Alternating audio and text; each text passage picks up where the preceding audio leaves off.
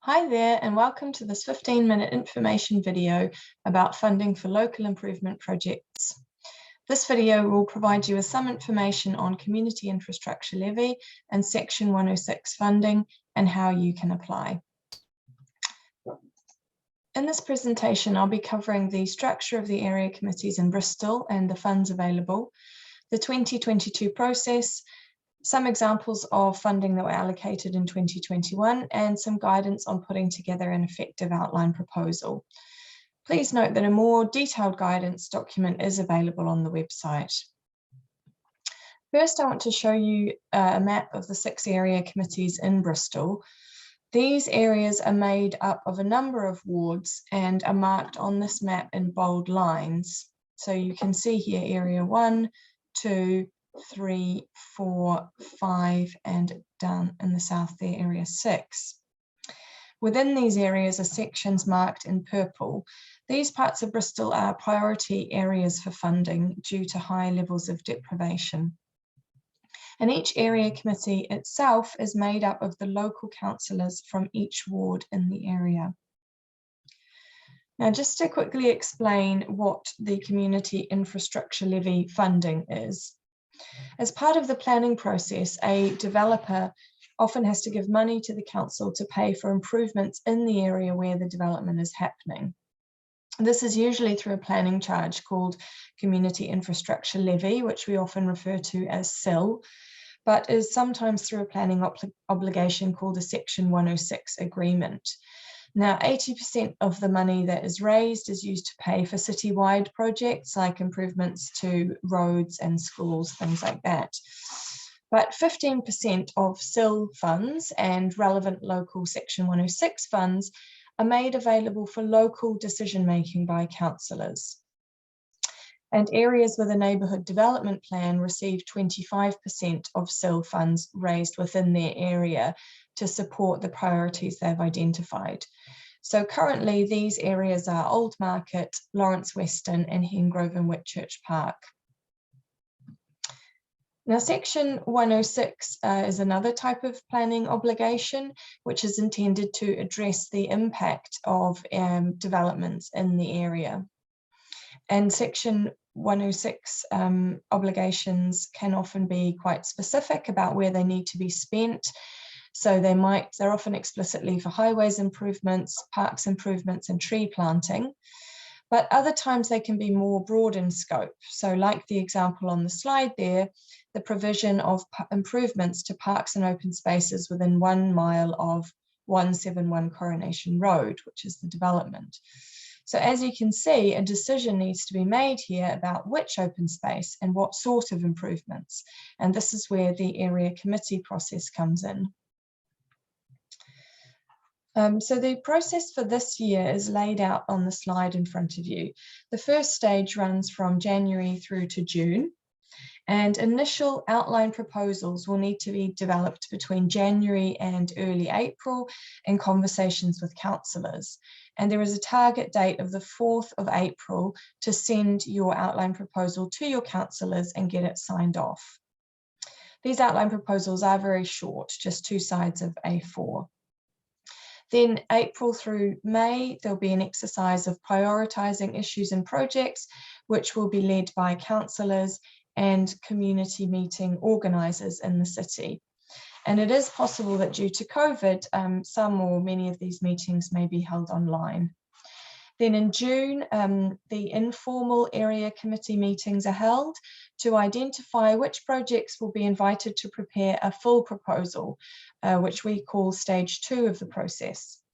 So stage 2 runs from July to November, when applicants will be required to put together a full proposal if they have been invited to do so by the area committee. And the target date for submitting full proposals will be the 19th of September.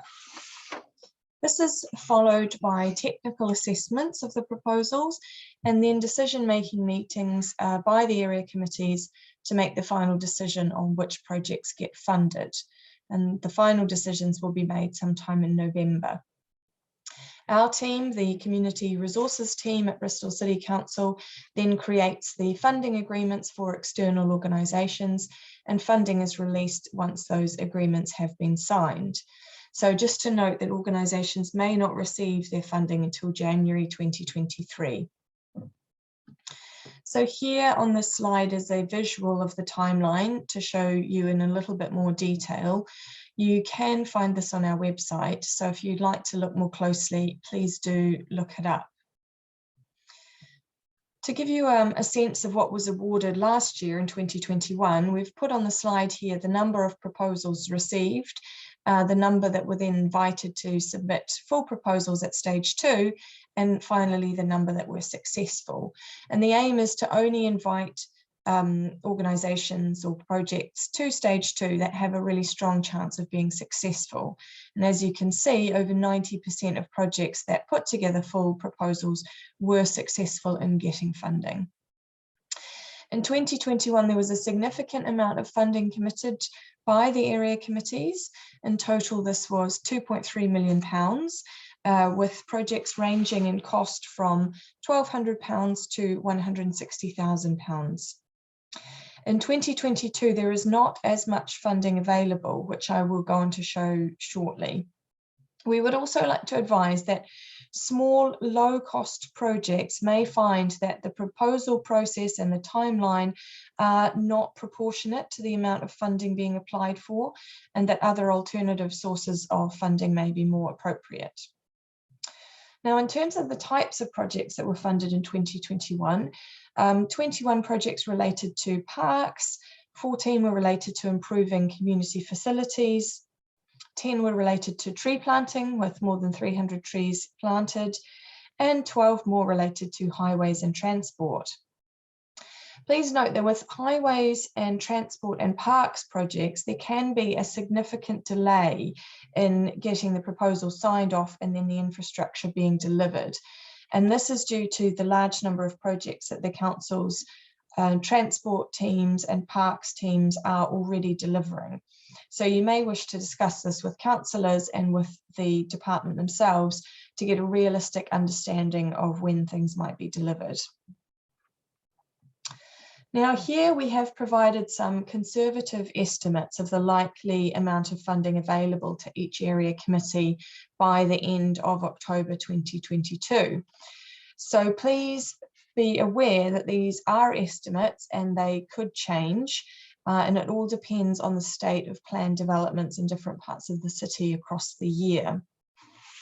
So you will see here that for Area Committee 1, what we're estimating is £245,000, Area Committee 2, £34,000, Area Committee 3, £126,000, 4, £864,000, 5, £194,000, and 6, £146,000.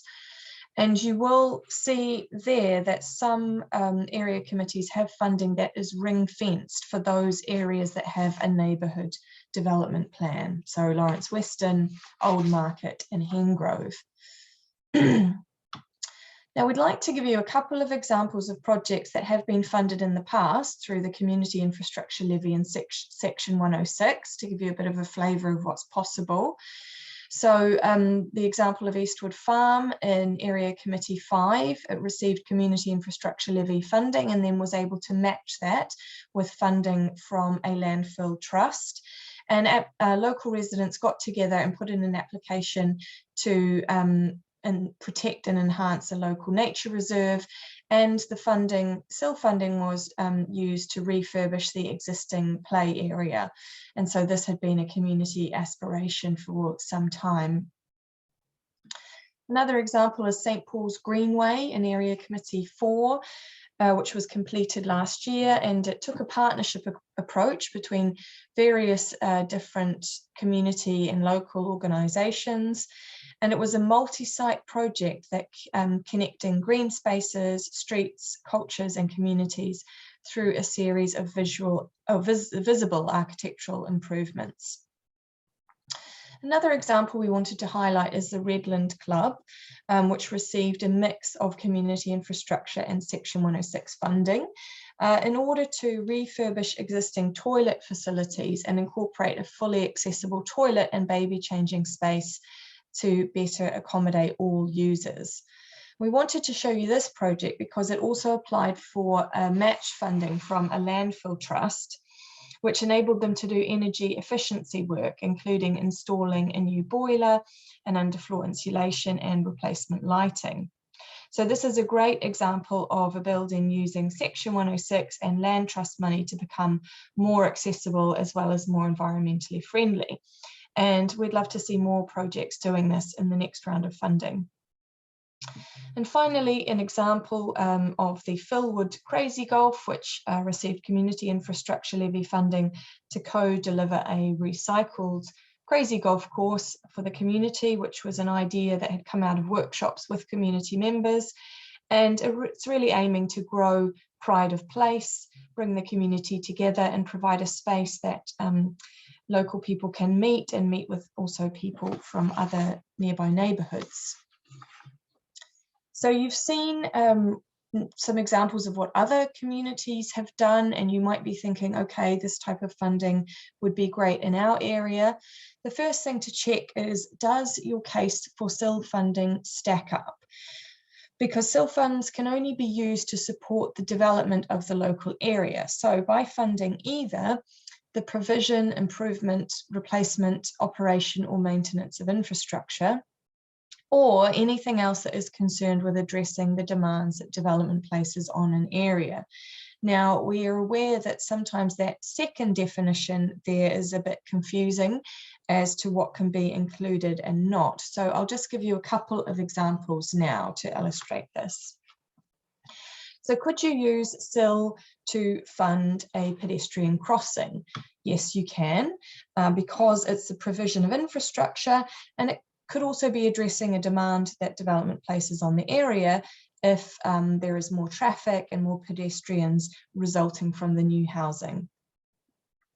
Park improvements is also a yes, because it's provision of infrastructure and it could address demands that development places on an area if it's providing the need for more facilities, which has arisen from new housing, increased population, etc. Now, an alley gating scheme would be a no, because even though it's infrastructure, it only benefits a restricted section of the population. It's not a public benefit, it's a private benefit, and it's not addressing a demand which development places on the area. Now, the next one, an employment program to equip local people to secure work and expanding local employment sites. That is a yes, even though it's not infrastructure, it's revenue spend, but it does address a demand which development has placed on the area, the need to fill employment. So bringing employees in from further afield places demand on transport services, and so using local labour helps to reduce those demands. But it would raise the question about sustainability potentially and how such a program could be continued after the use of the SIL funding. And then the final example, a local community work post at risk because of a loss of a grant. That's a no. So while it might be a desirable activity, the post doesn't plausibly address a demand arising from development, and it's not infrastructure either. So here on the slide and in the guidance document on the website, there are more examples. So I won't go through all of these now, but please do take a look to get a better sense of what you can use this funding for and what you can't. So if your project proposal, your project idea does indeed fit this criteria, you may want to then move to filling out this outline proposal form. So I'll just briefly go over what that entails. On the slide, you can see a picture of what the form looks like, and you can find the form itself on the website. I'll put the link up there. It's a two-sided A4 form, so it's not very long, but it will ask you key details about the project. So you'll need to give your project a title, something short and descriptive so we can understand straight away what it's about. And then you'll need to very briefly describe what is the project and what is it delivering. And how is this project delivering infrastructure to support development in the area, or how is it addressing a demand that development places on the area? And so you'll need to submit this form to your local councillors and to the area committee email addresses that are listed in the form itself. So please do go and look at that on the website. Now, just to be aware that all projects must comply with the public sector equality duty. So this came into force in April 2011, and it requires the council to do the following: eliminate unlawful discrimination, harassment and victimisation, advance equality of opportunity between people who share a protected characteristic and those who do not, and foster good relations between people. So you'll be asked to identify how your project impacts on people with different protected characteristics. And these characteristics are age, disability, gender reassignment, marriage and civil partnership, pregnancy and maternity, race, religion or belief, sex and sexual orientation. If you are invited to submit a full proposal at stage 2 of the process, you will need to fill out an equality impact assessment and identify how you deliver access improvements for disabled people. You don't need to worry about this at the stage 1 outline proposal. So you can find more guidance about this on the website, and we will also be able to support you if you are invited to fill out a full proposal. Now, the last thing to point out is that on the website, you can look to see how much money is available in your area. And there are 2 sets of documents to look at. The first one is to look at what SIL money could be used. And so the link is there. If you go to that link, and you will see a table. On the slide, that's just a snapshot of the top part of the document.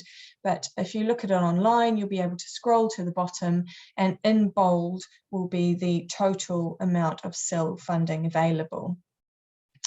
Then the other document to look at is around the Section 106 funding in your area, which could be used. So once again, the link is there for those documents.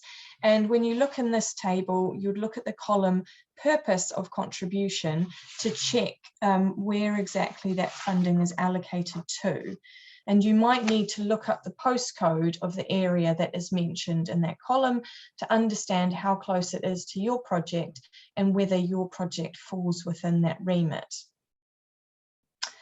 So hopefully that's a useful summary for now. If you do have any further questions, you can either speak with your local councillors or contact us through our email address, which is neighbourhoodsandcommunities@bristol.gov.uk. Thanks very much for listening. Have a great day and goodbye.